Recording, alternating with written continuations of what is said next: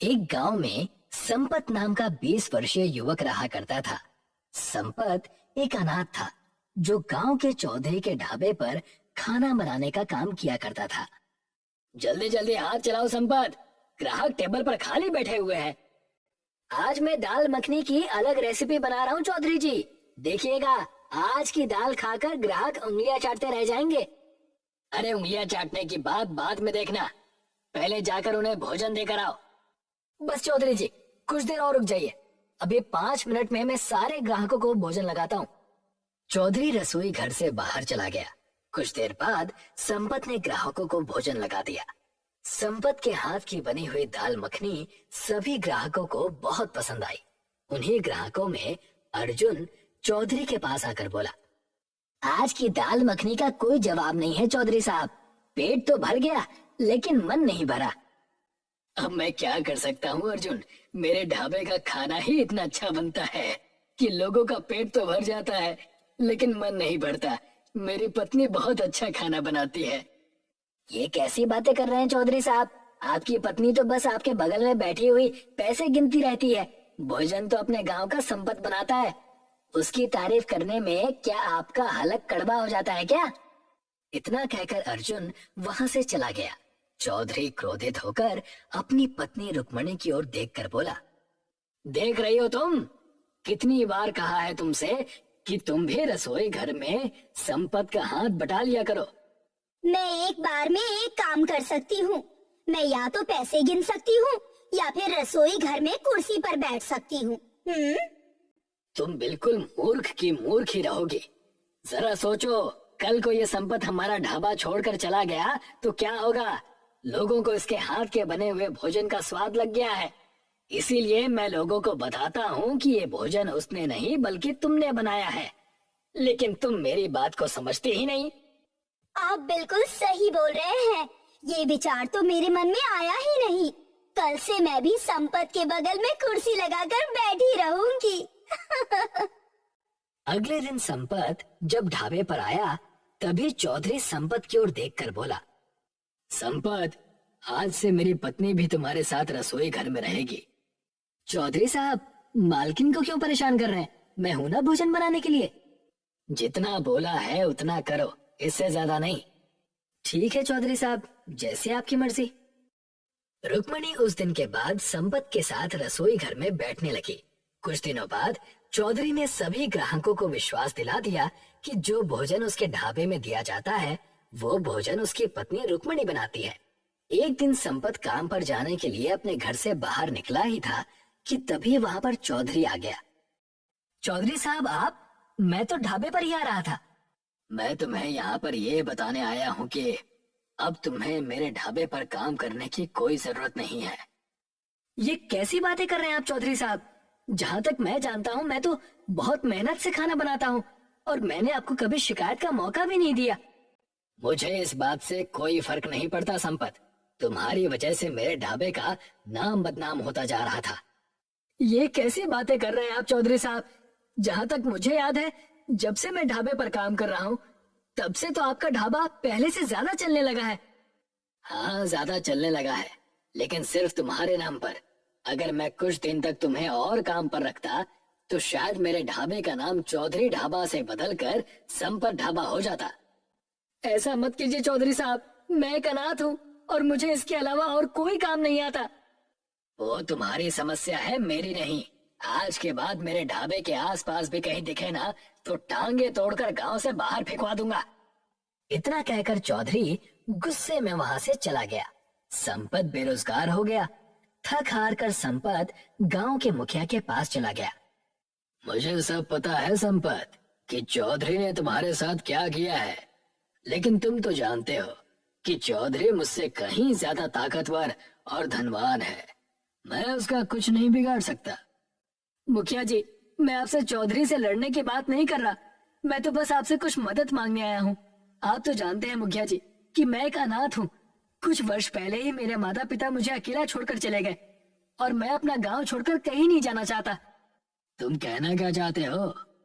मुखिया जी, मैं सिर्फ भोजन बनाना चाहता हूँ। तुम्हारे पिता भी बहुत अच्छे बावर्ची थे। मुखिया जी, आप मेरी थोड़ी सी मदद कर दीजिए। मैं भी अपने गांव में अपना खुद का ही ढाबा खोलना चाहता हूँ। आप मुझे थोड़ा सा धन दे सकते हैं क्या?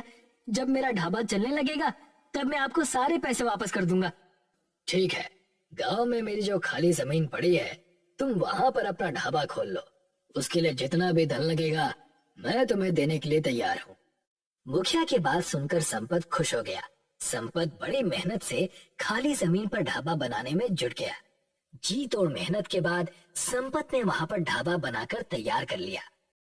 कुछ दिनों के बाद संपत के ढाबे पर ग्राहक आने लगे और यही बात चौधरी को परेशान करने लगी।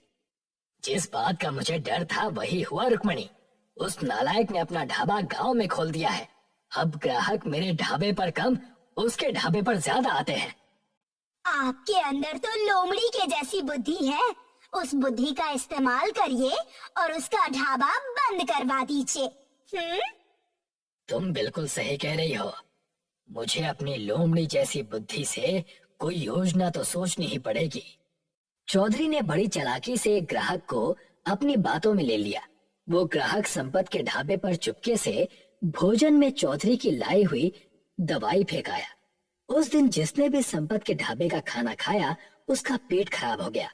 अगले दिन संपत के ढाबे के सामने गांव के लोगों की भीड़ लग गई। एक व्यक्ति क्रोधित होता हुआ संपत से बोला, तुम्हारा ढाबा क्या चलने लगा? तुम अपनी औकात भूल गए? ये कैसी बातें कर रहे हैं? मैंने क्या किया है? क्या किया है? अरे कल मैंने तुम्हारे ढाबे पर दाल खाई थी, तब से मेरा पेट खराब है। और यहाँ पर जितने भी लोग खड़े हुए हैं उन सब का पेट खराब है। उन सबके जिम्मेदार तुम हो। तुमने जरूर भोजन में कुछ ना कुछ मिलाया है। आपको गलतफहमी हुई है। मैंने भोजन में कुछ भी नहीं मिलाया। आज के बाद हम में से कोई भी तुम्हारे ढाबे पर खाना खाने नहीं आएगा।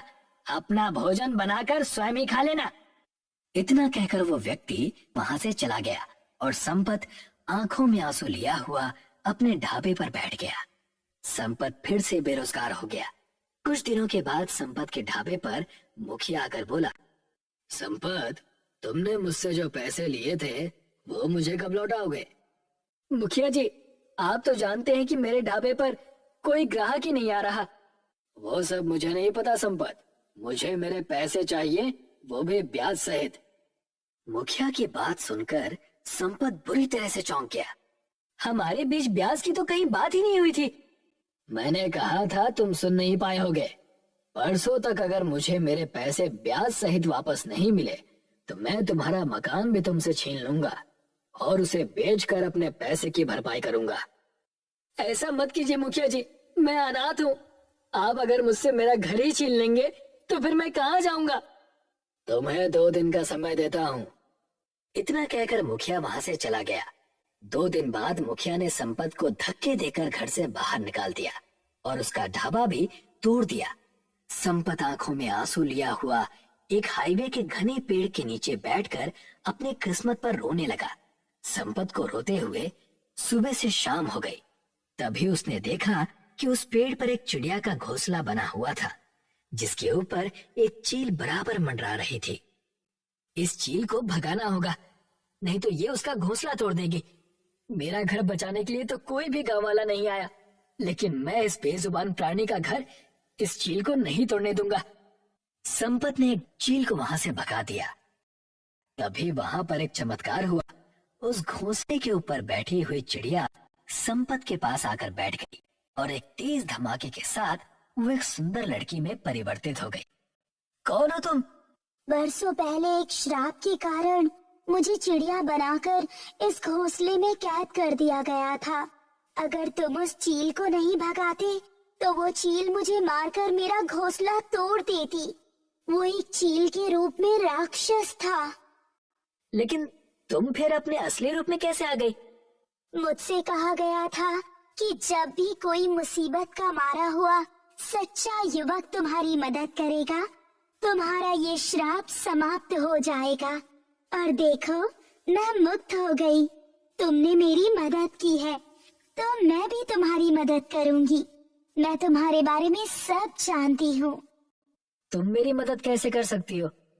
क्यों नहीं कर सकती? तुम बहुत अच्छा खाना बनाते हो, बस तुम्हारे पास धन नहीं है। एक घर था, वो भी तुमसे छीन लिया गया, लेकिन कोई बात नहीं। तुमने जिस घोंसले को टूटने से बचाया है, वही घोंसला आज से तुम्हारा घर होगा। और इस घोंसले में तुम्हारा खुद का बना हुआ घोंसला रेस्टोरेंट होगा। इतना कहकर उस सुंदर लड़की ने अपना हाथ घोंसले के आगे कर दिया। तभी एक तेज धमाके के साथ वो घोंसला एक रेस्टोरेंट में परिवर्तित हो गया, जिसकी सीढ़ियां बहुत सुंदर लकड़ी की बनी हुई थी।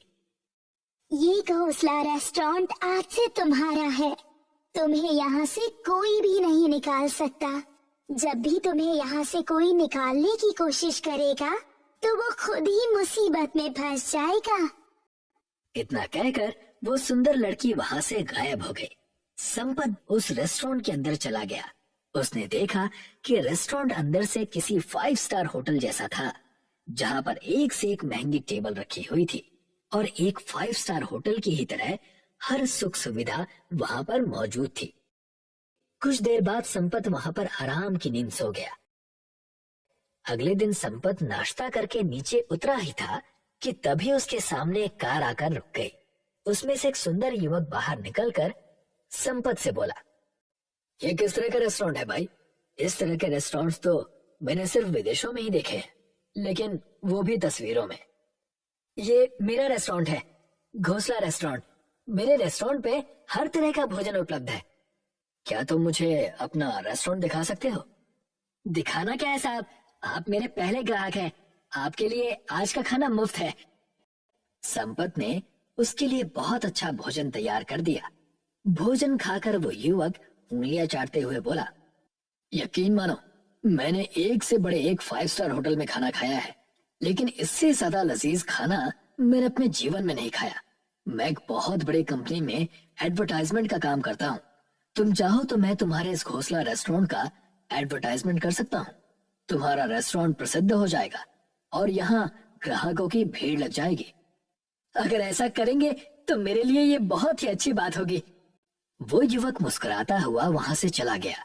अगले दिन उस रेस्टोरेंट में शहर से आने वाले लोगों की भीड़ लग गई। उस भीड़ में बहुत बड़े बड़े नेता, पत्रकार और बहुत सी अमीर फैमिली के लोग थे। संपत का घोंसला रेस्टोरेंट कुछ ही महीनों में पूरे इंडिया में छा गया और यही बात चौधरी और मुखिया को बेहद परेशान कर रही थी। तुम सिर्फ नाम के मुखिया हो, तुमसे एक छोटा सा काम नहीं हुआ।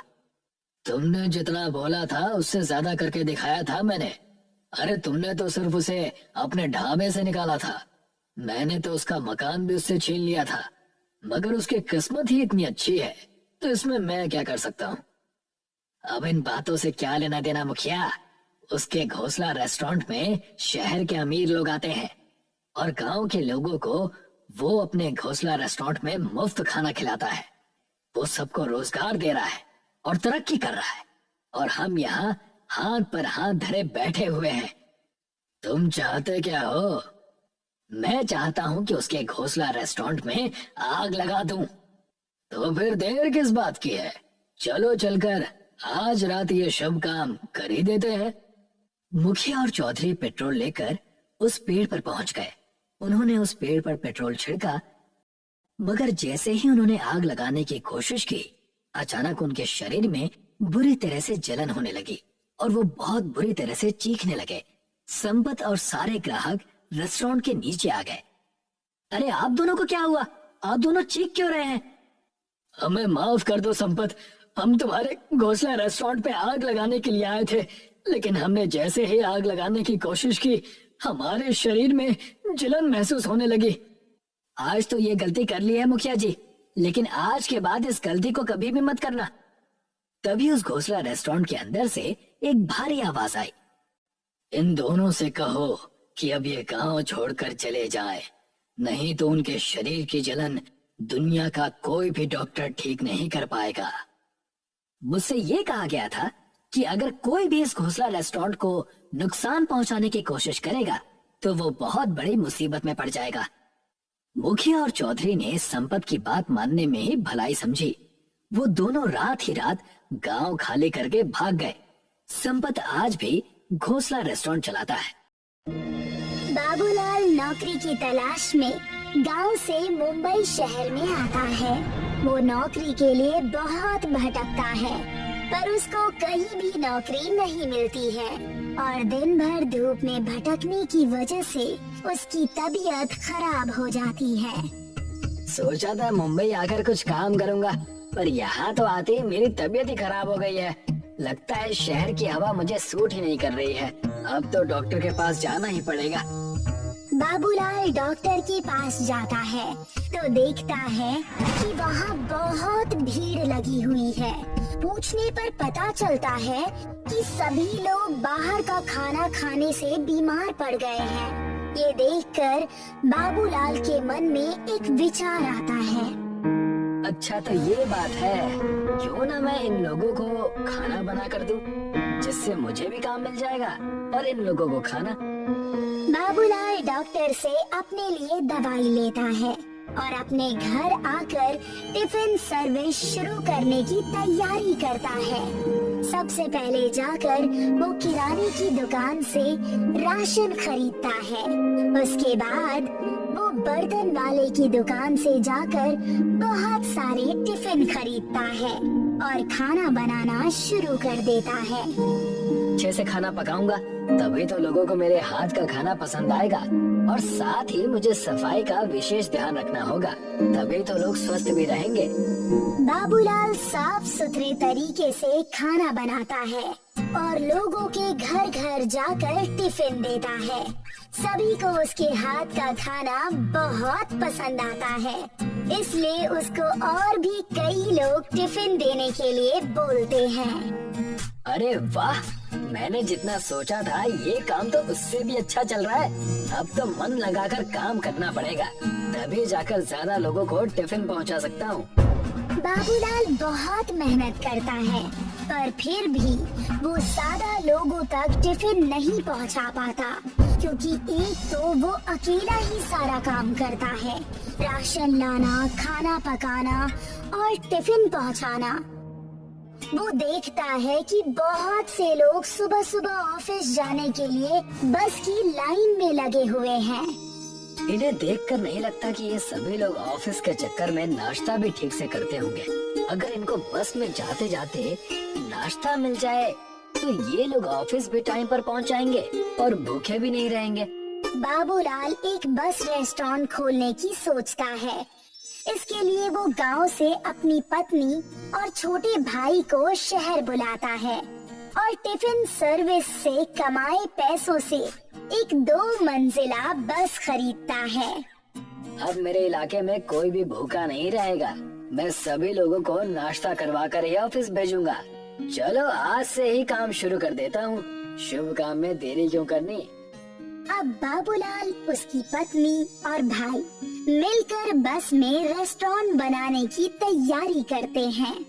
देखो मुझे गाड़ी चलानी तो आती ही है, इसीलिए मैं बस चलाऊंगा। मेरे हाथ का खाना एक बार कोई खाएगा तो दोबारा कहीं और खाना खाने जाएगा ही नहीं।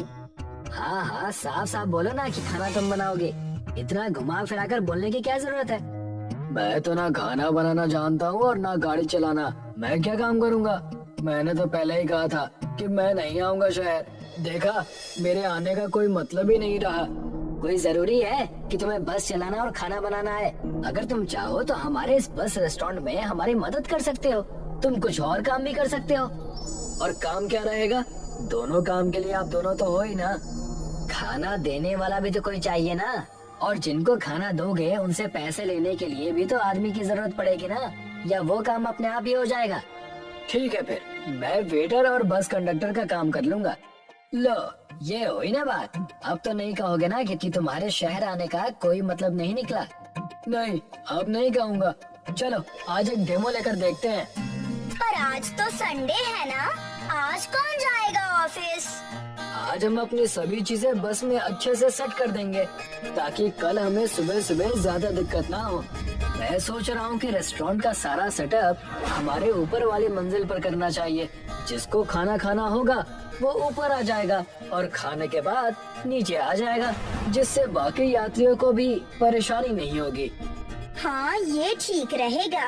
किचन का पूरा सेटअप ऊपर ही कर लेते हैं ताकि दोनों चीजें आपस में मिक्स ना हो।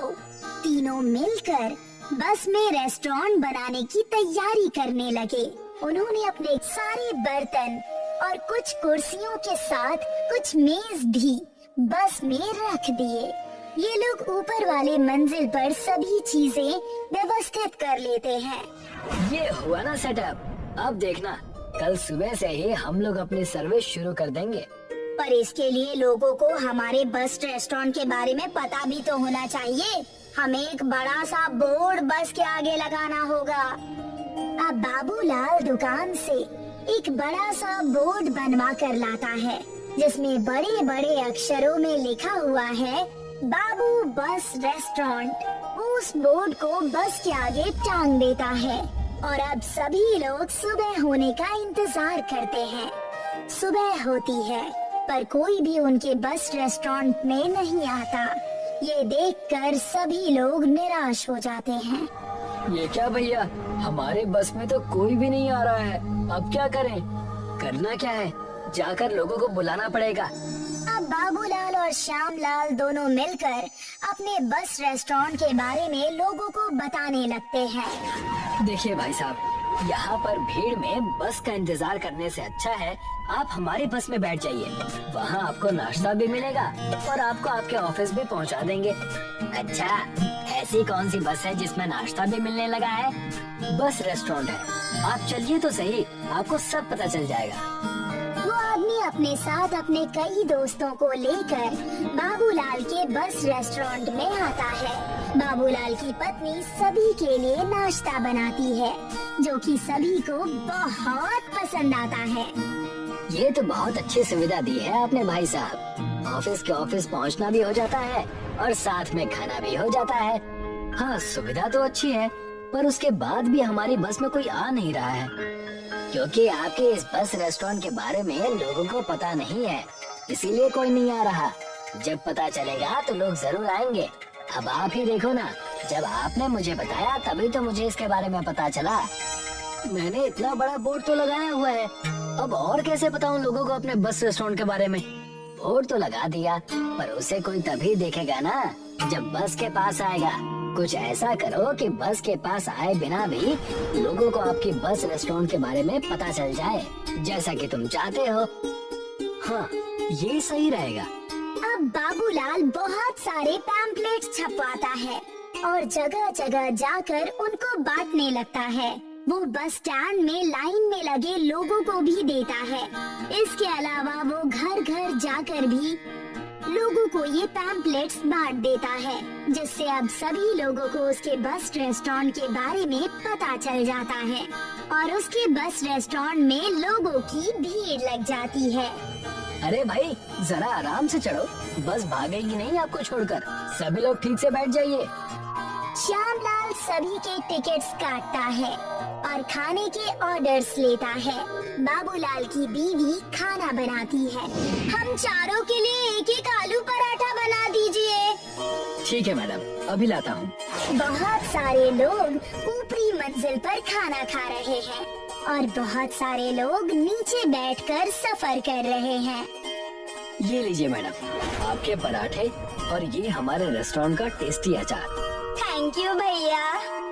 जैसे जैसे समय बीतता है, बाबूलाल के बस रेस्टोरेंट में लोगों की भीड़ लगने लगती है। अब सभी लोगों को इस बस रेस्टोरेंट के बारे में पता चल गया है, इसीलिए सभी लोग इससे सफर करना पसंद करते हैं। और देखते ही देखते बाबूलाल को शहर में सभी लोग जानने लगते हैं और वो बहुत पैसे कमाकर यहाँ पर अपना एक सुंदर सा घर खरीद लेता है। ये कहानी है छतरपुर गांव की, जहाँ करिया अपनी पत्नी के साथ रहा करता था। छतरपुर में बारिश न होने की वजह से जमीनें सूख सी गई थी, जिसके कारण खेतों में अनाज पैदा नहीं होता था और इस वजह से करिया अपनी पत्नी से झगड़ा किया करता था। ये क्या, आज भी सिर्फ चावल खाने में? मैं कब खाऊंगा अच्छा खाना? मुझे कुछ समझ में ही नहीं आ रहा। बड़े आए अच्छा खाना खाने वाले। अगर मैं पैसे ना बचाऊं तो चावल भी नसीब ना हो। नसीब नसीब, बस सब नसीब का कमाल है। तुम्हारा बस नाम ही प्रेमा रखा है माँ बाप ने। प्रेम तो दूर दूर तक नहीं है। चुपचाप खाना खा रहे हो या मैं तुम्हें खिलाऊं? तुम्हारे कड़वे वचन सुनकर ही मेरा पेट भर चुका है। मैं जा रहा हूँ, नहीं खाना मुझे ये सब। करिया प्रेमा से झगड़ा करके वहाँ से चला गया और जाकर अपने खेत में हल चलाने लगा। कड़ी धूप में परिश्रम करने के बाद उसे नंदू पहलवान नजर आया। अरे नंदू भाई, आज कहाँ से पहलवानी करके आ रहे हो? बड़े मुस्कुरा रहे हो, जरूर जीत कर आए हो। पहलवानी तो नहीं, बस ये एक मैं आम लेकर आया हूँ, यही गंदे नाले के पास से। क्या कहा? गंदे नाले के पास से? वहाँ आम कैसे मिल सकता है? क्यों नहीं मिल सकता, मैं ये लेकर तो आया हूँ, जाओ तुम भी ले लो। नंदू सोचने लगा और वहाँ उस गंदे नाले के पास चला गया। ये पहलवान जरूर पागल हो चुका है, मोटी बुद्धि का। इसे क्या पता कि गंदे नाले के आसपास भी कोई नहीं भटकता और ये पता नहीं कहाँ से आम लेकर आ रहा है। मुझे जाकर एक बार देखना चाहिए। करिया उस गंदे नाले के पास चला जाता है और वहाँ की बदबू से हैरान होकर वो सोचने लगता है, यार यहाँ तो कोई नजर नहीं आ रहा। ये नंदू बुड़बक को किसने आम दे दिया? मुझे यहाँ से चलना चाहिए। लगता है वो मुझे बेवकूफ बना गया। जैसे ही करिया वहाँ से जाने लगा, उसे उसी नाले के पास से गांव के भिखारी ने आवाज दी, क्यों बे, आम लेने आया है? कौन हो तुम और बदतमीजी से बात क्यों कर रहे हो? मैंने ही उस पहलवान को आम दिया था, मैं कोई ऐसा वैसा भिखारी नहीं हूँ। अगर तुम मुझे मक्के की रोटी खिलाओगे तो मैं तुम्हें मुंह मांगी चीज दूंगा। मेरे पास चावल खाने के पैसे नहीं है और तुम मक्की की रोटी मांग रहे हो? तो तुम्हारी हालत मुझसे भी खराब है लगता है। भिखारी के इतना कहते ही करिया को क्रोध आने लगा और तब करिया ने भिखारी से कहा, तुम इतना कैसे बोल लेते हो? चलो मैं तुम्हें तुम्हारी मनपसंद मक्के की रोटी खिलाता हूँ।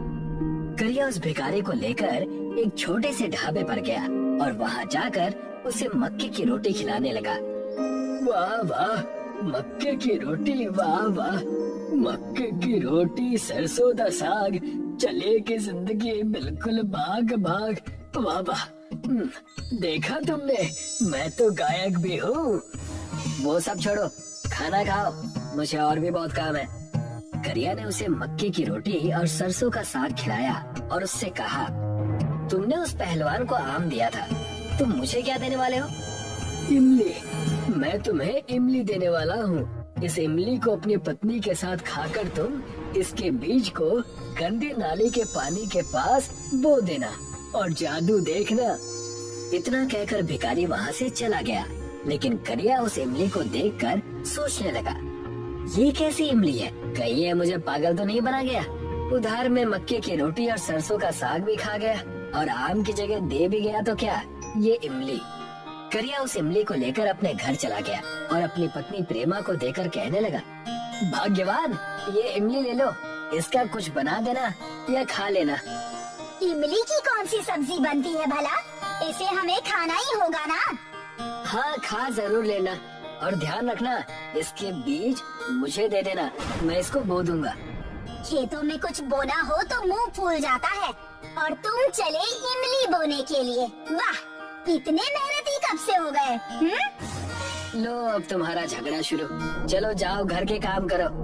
प्रेमा ने इमली खा लिए और उसके बीज को करिया को थमा दिया। करिया उस गंदे नाले के पास फिर से चला गया और वहाँ जाकर उस इमली के बीज को बोने लगा, ठीक नाले के पास। ये हो गया इमली बोने का काम पूरा। कल सुबह आकर देखता हूँ ये कितना बड़ा पेड़ बनेगा। दूसरे दिन सुबह करिया उस इमली के पेड़ के पास गया और वहाँ जाकर दंग रह गया। इमली का पेड़ एक ही दिन में बहुत बड़ा बन गया था, जिसमें खूब सारे इमली भरे हुए थे, जिसे देखकर वो सोचने लगा, ये कैसे हो सकता है भला? कल ही मैंने बीज बोए थे और आज इमली का पेड़ इतना बड़ा कैसे हो गया? जरूर कोई ना कोई बात तो है और इस पर इतनी सारी इमलियां नजर आ रही हैं। मुझे इमली तोड़ने होंगे। करिया उस इमली के पेड़ से इमली तोड़ने लगा और जैसे ही इमली करिया ने तोड़ी, उसमें से हीरे निकलने लगे। इमली के टूटते ही हीरों की बौछार होने लगी, छोटे छोटे कीमती हीरे। उन हीरों को देखकर करिया चौंक गया। ये हीरे कैसे हो सकते हैं? हाय, मैं माला माल हो गया, कमाल हो गया। हाय यकीन नहीं हो रहा मुझे। उन इमली और हीरो को लेकर करिया उसी भिखारी को ढूंढने लगा जो कि एक मंदिर के बाहर आराम कर रहा था। क्यों आ गए ना चौंक कर मेरे पास? लेकिन ये कैसे हो सकता है? इमली के पेड़ से हीरे कैसे निकल सकते हैं? तुम कोई साधारण इंसान नहीं हो।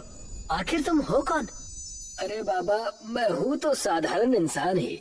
तुम्हें और भी हीरे चाहिए हो तो उस गंदे नाले को साफ करो। उस नाले को साफ करके ही मैंने इतना पुण्य कमाया है जिसका मैंने तुम्हें थोड़ा सा हिस्सा बांट दिया। मैं उस नाले की आज ही सफाई करूंगा और अच्छे से करूंगा और सारे हीरे ले जाऊंगा। करिया सारे हीरे और इमली ले जाकर अपनी पत्नी प्रेमा को दे देता है और प्रेमा से कहता है, अब से हमें किसी भी चीज से डरने की या तरसने की कोई जरूरत नहीं है। हमारे पास अब सब कुछ है।